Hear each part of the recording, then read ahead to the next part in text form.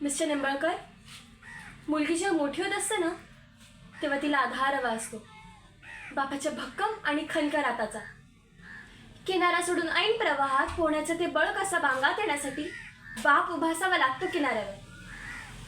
बापाच्या किनाऱ्यावरची उपस्थिती त्याच्या प्रत्यक्ष जाणीवच म्हणजे खूप मोठा आधार व उभारी देते त्या प्रवाहात पोहणाऱ्या त्या मुलीला.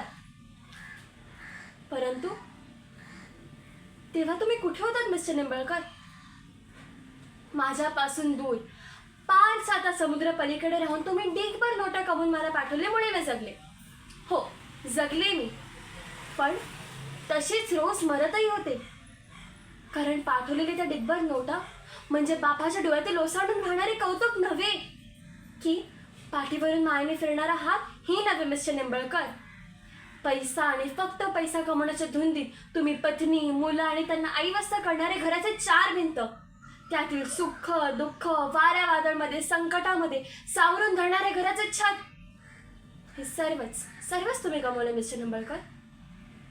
त्यामुळे मी तुम्हाला कधी माझा बाप मानणार नाही, कधीच बाप मानणार नाही.